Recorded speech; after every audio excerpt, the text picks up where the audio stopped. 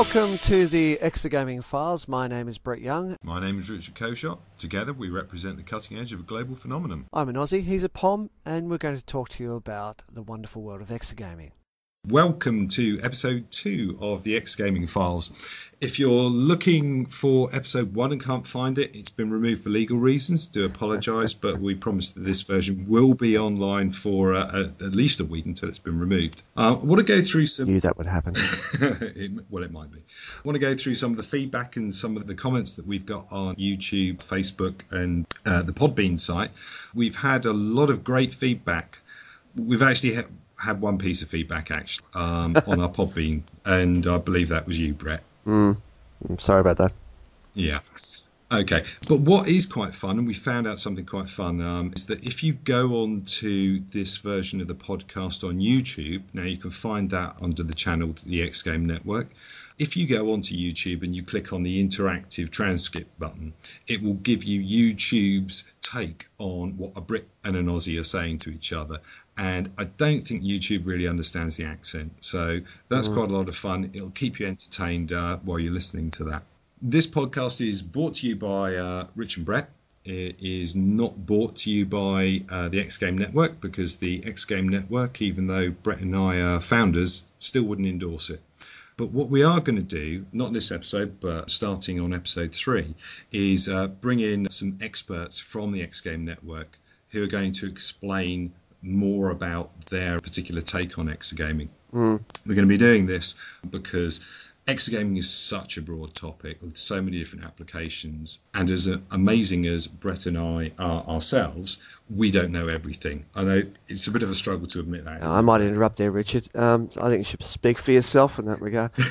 we will be having people from TEN, which is the Exergame Network, which is the global advocacy, I'll say that again, on exergaming. But we will be having people outside of that as well. So we're just going to get people involved who are involved in the community, who have something to say about it, and something that you'll find interesting to listen to. And our first guest is going to be none other than the chief exgaming evangelist, Dr. Ernie Medina himself, who has agreed to. Yeah, that's going to be fantastic. Yeah, great guy, and he has an American accent, so hopefully people will be able to understand him. Pretty much accents is the main comment that came out of the last show.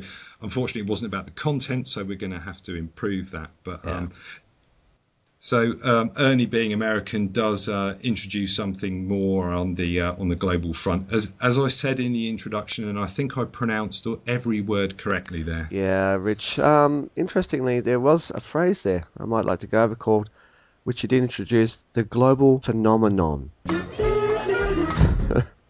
Phenomenon? Oh, priceless. How much did that cost us? Was that 50 cents for that soundbite? Each time you play it, so don't say it again, or else it's going to be $1.50. I hope that's tax deductible. Okay, so now we're going to move on with our first regular segment. Okay, so on the subject of accents, and without people saying the word phenomenon. Oh, God. Right, that's our accent checker. That's $1.50 now. I mustn't do that again.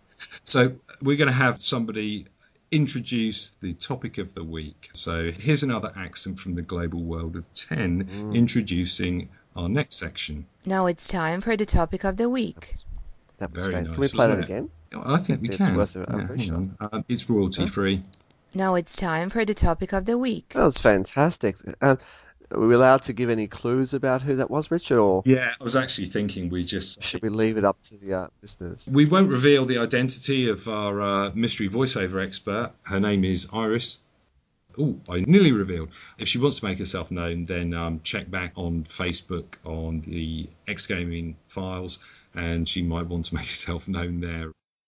On to topic of the week. This week's topic is the 10 Research Initiative. So we're going to find some information on that on the 10 Wiki. And you've been having a look at the 10 Wiki, right? I always do, Richard. So I make it a point the first thing in the morning, the last thing at night, is to religiously go and scrutinise content. And I think everyone should do that. Yes, I think it's mandatory. And in fact, it's something that you can do while you're listening to the podcast. The 10 wiki, the address is exergaming.pbworks.com. As ever, links will be on this podcast and you'll be able to click on those. So the background of the research initiative is Exergaming has basically two main groups. There's a group of people that is out there on the cutting edge, delivering experience X games day for day, putting them in face of the public, and there's the backroom boys and girls who are the researchers, and what they're doing is they're taking these things apart, examining them and working out, what they can and can't do, and making that so that's publishable and it can be used. Between those two camps, we have a bit of a disconnect, because the people on the ground know what Exergaming can do, and the people in the research area know what they can prove, and the two aren't the same, effectively. They are not the same, Rich. We've spent a lot of time on 10 Skype calls and working with the network to identify what these gaps are. We have these lists on the 10 wiki, so we've got a selection of questions, research questions, and we've got a number of answers to those in the form of an evidence base. So we have the two. We have the what would we like to be able to prove, and what's the evidence we've got so far. The 10 research initiative is to fill in some of the gaps. 10 has got this stack of research questions here, but that's not enough. What we need to do is we need to incentivize that. What we're bringing together right now is a package of awards to help somebody who doesn't know anything about Exergaming. They need to find a project to research, and we're going to help them do it. These awards range from the obvious one, which is cash for research assistance, help with buyout from class, things like that, to Exergaming equipment donation or loan. So some of these pieces are, especially the commercial grade ones, are quite expensive. Right. It makes the study an expensive study, but we have people in the network who are prepared to either donate equipment or lend equipment at no cost. Yeah, that's great. When you've got this equipment, we're providing academic support and industry support from the experts in 10. People are going to freely donate their time to talk to you about Exergaming, help you put together a decent methodology that's going to be, I wouldn't say bulletproof, but it's going to at least show you some of the pitfalls to avoid and help you put together a pretty decent methodology for your hypothesis. But it doesn't stop there. There are further awards that are part of the package. Dissemination. You know what? I'm never going to be able to pronounce this. Dissemination opportunities. Oh, nice. And publication opportunities as well. So we're not only giving you the information that you need, we're putting out the research questions. What are the positive behaviour effects? What is the gateway effect? What's the comparative enjoyment of Exergaming and physical activity? What are the health benefits of Exergaming? What are the health markers that are improved?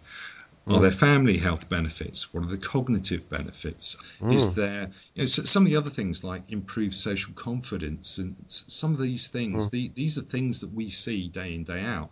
Yes, we do, Rich. Everybody's still in Exergaming 101 and subject to your rant last week, just doing energy expenditure. And I'm not going to let you go into your rant again because... No, you're actually doing that yourself now, Rich. I am, aren't I? That's been done, and so let's move it forwards. So putting together this package of awards, and these are the categories, and we'll help you from every step through forming your study idea all the way to getting it out there. Well, look, there is some exciting stuff you're going to do in relation to this, Rich. What is it? I've heard about this. Part of raising cash and also raising awareness for initiative is I'm going to do a sponsored skydive to that's space. Fantastic. It's very scary. Are you going to use a parachute, Rich? Yeah, actually, I am going to use a parachute. I have heard that there are people who are interested in pushing you out of a plane, though, Rich. So bringing the two together now seems like a good idea. Was that off the top of the tall building? I don't know. Yeah, so there's basically two types, and I'm really excited and scared and nervous and about this. So you can either jump out of a plane as a tandem skydive, which means you're spooned by a paratrooper the whole way down. Now, I don't know. I just didn't really fancy that. Don't go there, Rich. Don't go there. No. And Move along. There is the other form, which is a static line. So the first time you jump out of an aeroplane, you're on your own. It's a solo jump. And I thought that was kind of like, it was kind of nice because it's sort of like the same sort of leap of faith we're asking the research candidates to do. Segue. But obviously, it's not going to be half as scary because we're going to be holding their hand the whole way through, and I'm going to be doing that solo. And I've been reading up quite a bit about skydiving, and I wish I hadn't really. Well, this skydive though, Rich, when is it happening? Because it's happening very soon. It's happening extremely soon. Sunday the 18th in the UK. So we have a fundraise page. Get in there quick. Quickly donate some cash. It's very encouraging, and I think people, if those people listening are not quite sure exactly what to do, and they sort of get the gist, this is really important work you're doing, jumping out of a plane to raise awareness and raise funding for work into research in Exergaming. If people are not sure what to do, just donate. Just give money. Lots of it. It's the easy way to do it. Yeah. And I think $10 was the minimum. It's just on the fundraiser page. Yeah. But please, if you can give something, give it. It's going to a good cause. I can guarantee you none of it will go into any type of alcohol at all. None. And I will just point out that the actual cost of the jump, that's been funded by Gamersize. So, it's not as if you're paying for me to go on a jolly to scare myself. All the money's going to go to the cause that we've outlined. Yeah, look, it's a great initiative, Rich. I have to hold out my hat for even the idea of doing it in the first place. I think everyone was probably a little bit skeptical, and then as it's got closer to that point, you're absolutely going to do it. It's very bold. It's fantastic stuff, mate. So I dip my hat. That's as far as I go. I'm not doing a curtsy. I never do that. But I dip my hat in your direction. It's just fantastic. Congratulations for the idea and the guts to go ahead with it. Thanks, mate. I mean, I hope that I can raise a bit of money here and raise the awareness of what we're doing, because if we can get the research on the same page as the experience, then sky's the limit for Exergaming. Sky's the limit again. It's like breaking news. We've just got a report in, Rich, that your effort to skydive has just been highlighted on fundraise.com. Can you see the page? Have a look. Yep, I just got that page come up. It's on blog.fundraise.com, entitled Growing the Exergaming Network One Player at a Time. I like the title there. That is fantastic. The first picture you'll see there is Shelley Foll, who was appointed by President Obama. I can still say that because he is president still. Correct. As the executive director of the President's Council on Fitness, Sports and Nutrition. She's very, very big on Exergaming. And she's a great advocate of physical activity, as you can guess. And you can see her here actually on the Gamersize step. You can. Look, I suggest everyone go to fundraise.com now. They will see Shell Foll. Is it Shell? Shelley? Shelley Foll. Shelley, yeah. Shelley Foll. And what impresses me, Rich, is that as we've been talking, this has come up. So obviously the powers that be at fundraise.com are listening to the podcast we haven't released yet. That is simply astonishing. The other thing I'd like to comment on really quickly is the table they use in the pitch is the same table I have. That's all I've got to say about it. Right, you've got that table. Breaking news again, Brett. Really? Yeah, this RWJF, a Pioneer, has retweeted the event as well. So yes. Yeah, they're the Pioneer portfolio for the Robert Wood Johnson Foundation. Incredible. I mean, they're a fantastic organisation. They fund Games for Health, and they're putting their backing to this initiative. So, all great stuff. Well, look, Richard, I'm on the Twitter feed now through TweetDeck, and I can see the trends are changing. I can see before my very eyes. Is it worldwide? The Exergaming files are starting to trend on Twitter. Oh, my God. This really does tell me that there's absolutely no way I'm going to weasel out of this jump. It's going to happen. It's going to happen. Well, stay tuned, everyone. Put your money in on fundraise.com. Put your 20 cents in, so to speak, except it has to be $10. So get on, do it. Right, okay, I think we need to move on. Next up is the Exergamings Rant. Oh, thank you, Iris. The accent is still fantastic. It's brilliant, isn't it? I wonder what YouTube's going to make of that, but we'll find out. And I want people to listen to that accent and see if they can guess which part of the planet it comes from. And just comment on the blog site. That'd be fantastic. Great idea. Okay, so you had your 10 minutes of, or was it 20 minutes of fame in episode 1. So I'm going to take my 10 minutes of rant here. Go ahead. And my rant is sustainability. All right. I have a big issue with things that are not sustainable. My view is that Exergaming is on the planet to improve health and fitness, and you can't do that overnight. You can't do that with a calorie burn of 1,200 calories an hour if the person engaged in that activity is only going to do it for 10 minutes and never do it again in their lives. What you need is repeatable, sustainable exercise. Now, you see, this is the key to Exergaming. Exergaming wins here because it's fun. And that's the thing that makes you want to come back again and do it. And yet it's going to cost you a bit of physical activity, but it doesn't matter because it's fun.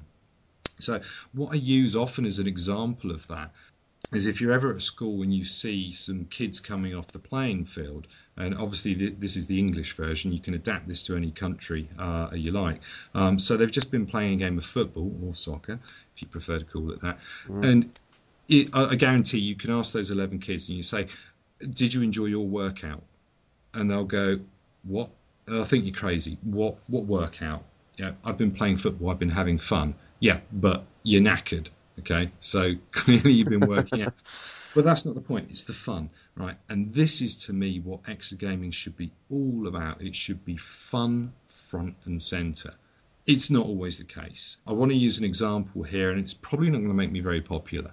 2 Christmases ago, the American Heart Association teamed up with Nintendo. And, American Heart Association, great people, fantastic cause. If you have any money left after donating to the skydive, then you can donate it to them. But you might as well just put it all in the skydive because that's where it really counts. Forget about the American Heart Association. Yeah, you can do it next week. So they teamed up with Nintendo. And to be fair, Nintendo kind of duped them a little bit because they said, this Exergaming thing is really great. And I said, yeah. They said, well, you know what? We'll be your exclusive Exergame partners for however long it was. And that means you've got to put Nintendo adverts on your website. And that's going to help your cause of improving people's cardiovascular fitness. Well, yeah, it's a nice idea in principle, ruined by the commercials, obviously.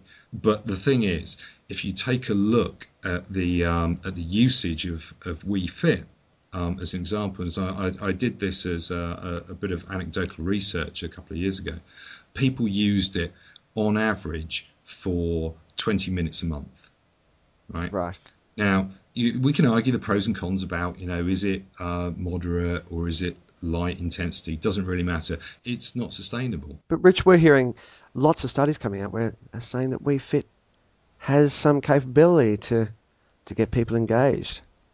Yeah, absolutely. And this is why we need our experts of the week, because there are some populations that it works for, but I was taking my data directly from the Nintendo channel, so that is the broad population. Okay, if you wrap it with a particular implementation, if you have a program with it, if you have to go to a particular place to do it, you might get an engagement, but that's an engagement in a program. It's not where I'm coming from, which is intrinsic sustainability, which comes from the Exergame. So Wii Fit got 20 minutes a month. It's not really good, is it? It's not good enough. We have another word for that in Australia. We call that crap. It is. And what was actually, I'll ask you, do you know what was the most sustainable game for the Nintendo Wii? And it probably still is, actually. The most sustainable game used on the Nintendo Wii. Yeah. I don't know. Think Plums. Oh, really? Was it old Mario? Yeah. Mario Kart If you get the stats from the Nintendo channel, that was something like 4 hours a week. So, yeah, 4 hours a week, if that was a moderate intensity, you could seriously, you could improve your health. You could improve your cardiovascular fitness with that, no doubt about it. 20 minutes a month isn't going to cut it. So that's my example of where we've got to focus on the major application with Exergaming, which is the general population. Yet, by all means, we can wrap process and programs around Exergames to make, I know you're particularly, got a lot of experience with this and extremely successful with it. But my argument is an Exergame has to be fun in its own right. Okay, there has to be intrinsic fun that makes you want to do it. So you're saying the fun will make it sustainable, Rich? Yeah, that's right. That's the crux of it, isn't it?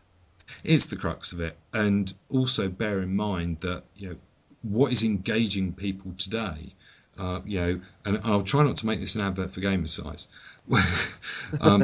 People are being engaged by things like Halo and Call of Duty. And if you look up the stats on World of Warcraft and various things like that, if you look at the playing hour stats on that, I mean, it would frighten you. I think a while back I added up all of the hours that was published on Xbox Live. I interpolated it for PS3, and basically it came out there's something like, since 2008, there has been 100,000 years worth of online play. Now, if you were burning 200-300 calories an hour, 100,000 years, that's longer than the human race has been here, probably. Probably. I have no idea. But it seems like a damn long time to me. So So my key message is lose the hype. Okay, get educated about Exergames. It's the fun that makes it sustainable. Absolutely, we can engage niche populations, but where I'm coming from is get out of that niche, engage the bigger population. Fun is sustainable, therefore Exergaming is good for long-term health, and that's pretty much my rant. I think that's well said, Rich. Sustainability. Fun is sustainable. And the Exergame files are sustainable. We will be here next week. I think if we can combine the two, we've got a winner. Yeah, absolutely. Great rant, Rich. Great rant. Loved it. Thanks. Well, let's move on now. And do you know what's next? Exergaming's Joke of the Day. Do you know what? I think I can say that better. Don't go away. Here's Exergaming's Joke of the Day. It is better. It is better, isn't it? It's better in every way. Okay. Well, and again, I mean, this sounds like the Richard show. I'm getting my own back because last week was the Brett show. We will balance this up in trying episodes. to behave. So I've actually had an email from my lawyer this morning because I sent the script over to for this. I'm trying to con people there is a script.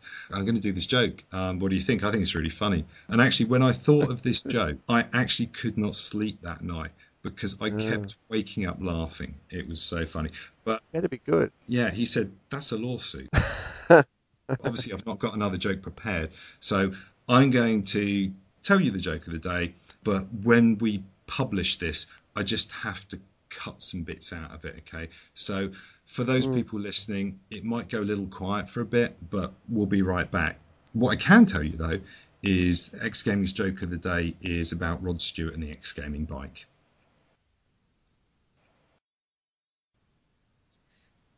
Right. Okay. And, and basically,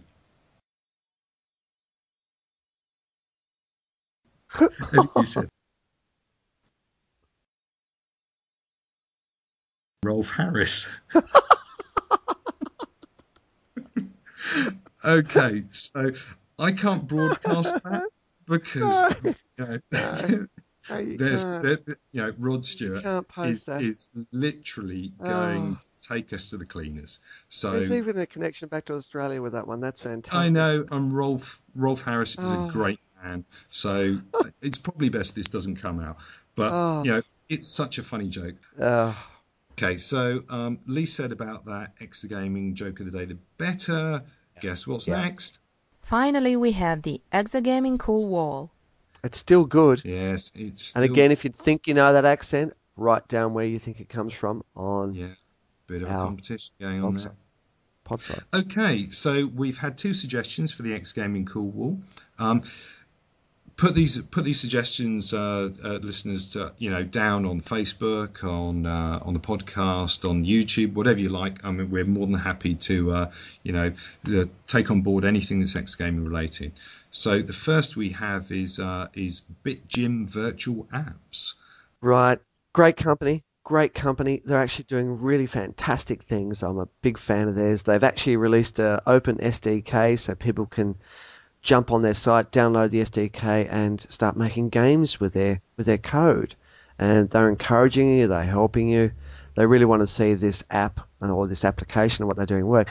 Basically, it allows you to upload an app to an iPhone or an iPad and make that activity, that game, interactive. So you can sit the iPad, for example, on an exercise bike, and as you're cycling, the vibration through the bike will accelerate the avatar in the game, which is often a car, for example.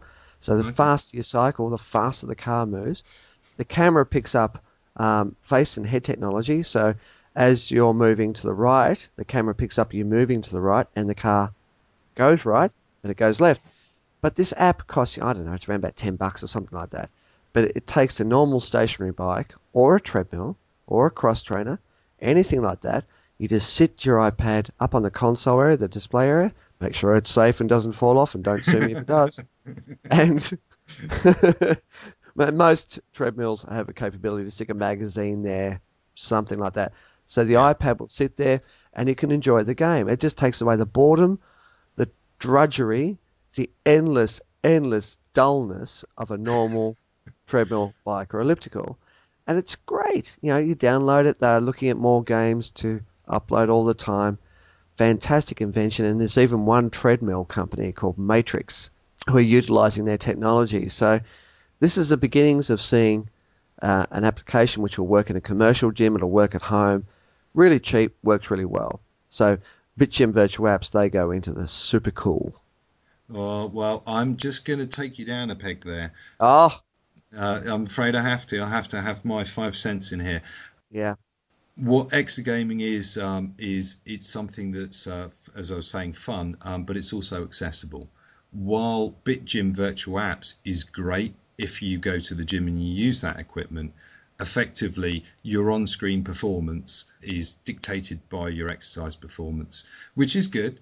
But if you have people that aren't fit, that can't do more than 2 minutes on a treadmill without dying, then it's not going to be good for them. So I think if we're going to put an Exergame in super cool, then it really has to be for the widest possible audience. So I'm just going to take it down just a notch to cool. Well, I agree with you for different reasons. I think it can go to cool. I'm a bit reticent, to be honest. But I know you are. The reason I think, I've now that you've stopped me in my tracks and I've actually got time to think, because I can't talk and think, Rich, as you know, the app is only released for iOS. As far as I know, they haven't released it for Android yet. So that would take it down a peg. Yeah, okay. Yeah. So it's in the cool. What we're saying is this is pretty cool, okay? It is, yeah.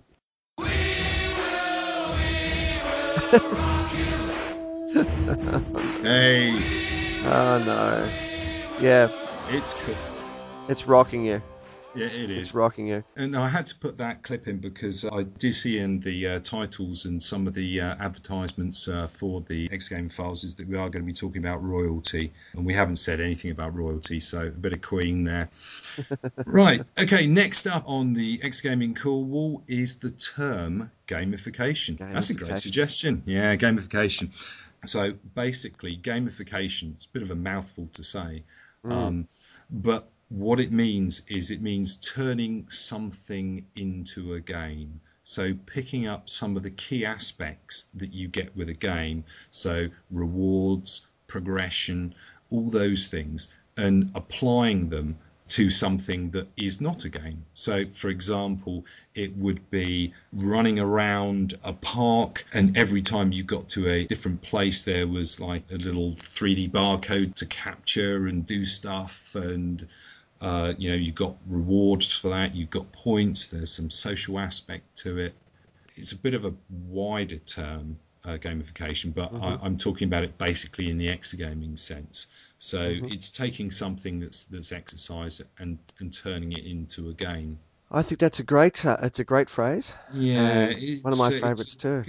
It's a good phrase, but I don't really think I'm coming across as the negative one here, aren't I? Get a bit excited about it, Richard. No, because I think it's super uncool. Oh, I do. The word or oh wow, okay. I'm shocked. Yeah, well the thing is, gamification. It's a mouthful to say. It's got wider applications than exergaming. It's sort of like, people have likened collecting supermarket points to gamification of shopping. I see, yeah. We can't pitch in with that word and be cool. This is super uncool. Oh, really? You could persuade me to put it up a little bit. But yeah. Well, it's got the word game in it. No, Rich, I don't know about super. All right, well, let me try and persuade you further. The other thing is this phrase is used for taking things that are very, very uncool, slapping the word gamification around them, and then putting some poor understanding of a game next to it, and then pretending it's really cool. For me, it's just not pushing the buttons. And I think, which way are you going? You're going to super cool. Yeah. Super uncool. Yeah. Well, look, I'd like to take it to uncool, right? Okay. But I need to give you a reason for that. I need to give you a reason. And actually, I'm struggling. I don't think it's that uncool because I think it has, in a way, it gets people's attention. When we talk about gamification, we can say, well, yeah, we're gamifying health. Yeah, but bear in mind, I mean, this is like sticking a lowercase I in front of something and making it cool. Ah, that's true. Okay, I see where you're going with this. We're just talking about the word, and let's sort of disregard the meaning a little bit. Yeah, I see what you mean. Right. So, are we going super uncool or just uncool? I think we should put it on uncool, but it's your call, Rich. Your shock at putting it super uncool has kind of unnerved me slightly. So, and to be honest, there is a bit of exergaming in there. So, I'm just going to say it's uncool. Yeah, you're going down. Okay, so I love it. Okay, and that's all the royalty we have for that show. And in fact, that's everything we have for this episode. So this is the end of episode 2. We've got a lot of things that we've talked about that will be links. You can find this podcast. I don't know why I'm trying to tell you where you can find this podcast, because if you're listening to it this long, you've already found it. But some of the things we've talked about we'll have links to. Definitely going to be having links to the Skydive event. Get on there and donate some money real quick, because we haven't got long. It's happening Sunday 18th. It's important enough. We've got great people backing us. Yes. I mean, even the fundraising site has blogged us. I mean, how cool is that? Fantastic. Look, get on, donate, people. If you're not sure what to do, donate. Look forward next week to having more accents. If you think you know where this accent came from, get on the sites and leave a comment. Massive prizes for those people who get it correct. And thank you very much for tolerating the sound bites. There'll be more of them next week. I'm looking forward to Benny Hill. Thank everyone for listening again, Rich, and we'll talk again next week in episode 3. See you then. Bye.